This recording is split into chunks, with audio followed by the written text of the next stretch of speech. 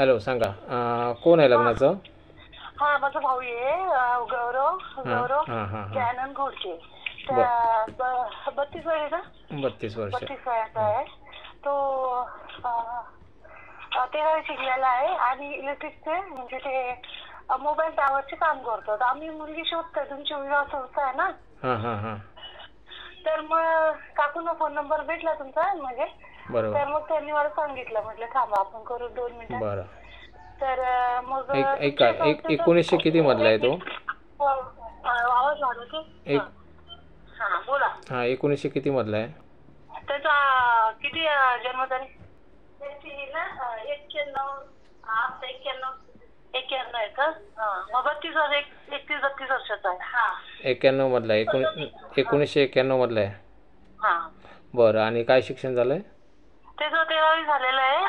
12वी झाले. 12वी. हां, 12वी झालं आहे. आणि मोबाईल टॉवरची कामं करतो. पगार किती आहे त्याला?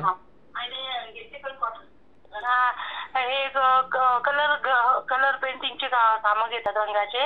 हां, ते पण तर करतो. तर कॉन्ट्रॅक्ट घेतो तो. हं. तर आमची किती अपेक्षा इन्कम, आहे की महिन्याचं इन्कम किती आहे? महिन्याला काय त्याला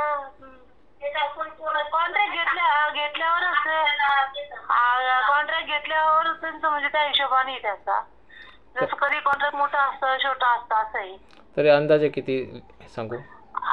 महिन्याला तरी तो 15-20 हजाराच्या पुढेच जातो तो. 15-20. ओके. हा हां. 15-20च्या नाही तर मग मोठा असलं तर अजून त्याची. जात कुठली तुमची? आम्ही बौद्ध आहे. बौद्ध. ओके. हां. आणि शिक्षण 12वी झालं आहे आणि तो हे कामं घेतो. ओके. बरं. आता घरी कोण कोण असतं? त्याचे आई वडील आहे आणि एक बहीण. ती बहीण प्रोफेसर आहे येवल्याला. हां हां आणि भाऊ लग्न झालंय मोठा, तो दुसऱ्याकडे राहतो.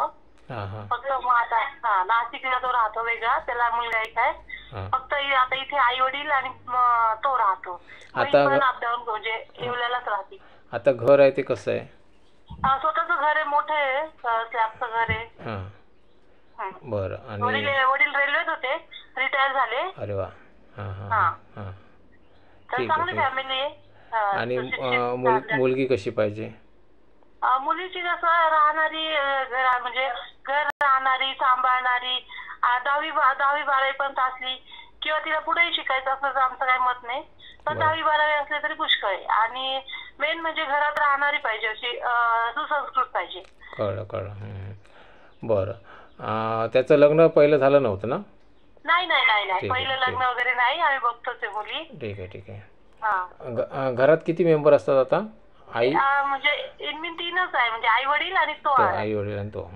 ठीक आहे. बरं. चालेल. आणि ठीक आहे. एरिया कुठला पाहिजे, म्हणजे कुठल्या एरियातली मुलगी पाहिजे? नाही तसं चांगल्या घरची म्हणजे एरिया तसं नाही, म्हणजे मुंबई पुण्याची, नाशिक जिल्ह्याची. आम्ही नाशिक जिल्ह्यात म्हणजे मनमाडला राहतो. बरोबर. पण नाशिक जिल्ह्यातली असली, गावाकडची असली, पण राहणार सुसंस्कृत मुली. आमचं असं काही नाही इथलीच पाहिजे तिथली पाहिजे असं हिशोब नाही. बरोबर. ठीक आहे. बोला. सुशिक्षित फॅमिलीतली चांगली, म्हणजे जी ज्यांना वळण असतं वगैरे नाही, घर प्रपंच सांभाळण्याचं. एवढंच. बरं. अजून काय सांगायचं आहे का? काय नाही ना? आणि सर तुम्ही फी वगैरे घेतात का? फी नाही, फक्त 500 रुपये घेतो. जाहिरातचे घेतो ते फक्त, बाकी काय नाही. बरं. आणि मग आता तुम्हाला कसं व्हॉट्सअपला तुमचं आम्ही बायोडाटा पाठवायला पाहिजे का? नाही, काय नाही. तुमचा ऑलरेडी बायोडाटा आता सबमिट झाला आहे. म्हणजे व्हिडिओ केला आहे मी. व्हिडिओ रेकॉर्डिंग केलं आहे. आता त्याच्यामध्ये हे तुम्हाला अजून काय सांगायचं आहे का? काय नाही ना? नाही. बरं. ऐका, त्याचे वडील काय करायचे? भारतीय बौद्ध महासभेचे सदस्य आहे. नाशिक जिल्हा प्रमुख आहे. होय काय? अरे वा. हां. म्हणजे चांगली फॅमिली असं सांगायचं. ठीक आहे. झालं का अजून? हो ना. नमस्कार मित्रांनो, तुम्हाला जास्तीत जास्त शेअर करायचं आहे. या मुलाचं लग्न जुळलं पाहिजे, कारण आपण सगळे लोक प्रामाणिकपणे जर आपण शेअर केलं तर या मुलाचं लग्न आपण जुळवू शकतो. कारण आम्ही आज बघितलं तर बऱ्याच ठिकाणी फ्रॉड चालले आहेत. विवाहाच्या नावाखाली लोकांची फसवणूक होते. लाखो रुपये लुटत आहेत लोक. आणि म्हणजे सगळ्यांना आता पैशाची लत लागली आहे आणि त्याच्यामुळे कसं सगळीकडे बनवाबनवीचे धंदे जास्त चालले आहेत आणि ज्या मुली त्यांच्याकडे फोटो देतात त्या फोटोंचे ते गैरवापर करतात आणि चुकीचे फोटो म्हणून दाखवतात अनाथ आश्रम किंवा इतर गोष्टी आणि त्याच्यामुळे खूप नुकसान होतं आहे मुलींचं. तर इथे आम्ही कोणाचे फोटो वगैरे घेत नाही. जे काय ते समोर तुम्ही बोलू शकता. डिस्प्लेला डायरेक्टली समोरच्या पार्टीचा नंबर लावला जातो आणि डायरेक्ट मुलीकडचे लोक त्यांना डायरेक्ट कॉल करून त्यांच्याशी बोलाचाली करून लग्न करू शकतात. हे फार सोपी पद्धत आहे ही आणि ह्याच्यामध्ये कुणाचं नुकसान नाही आहे. मुळात आधी जे कॉल येतात ते कॉलसुद्धा आपण डायरेक्ट होकार न देता त्यांची शहानिशा केली पाहिजे. कारण कसं समोरची पार्टी खरी आहे की खोटी आहे हे तुम्ही बघा आणि जर तुम्हाला ठीक वाटते तर पुढे तुम्ही संवाद साधा, नाहीतर त्यांना रिजेक्ट करून टाका.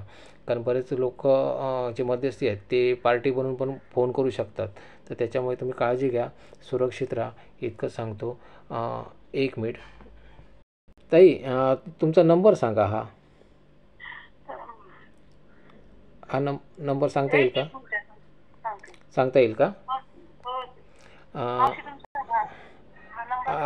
9322928927 बरोबर? हाच नंबर आहे ना? हां, ठीक आहे. हा डिस्प्लेला लावतो मी.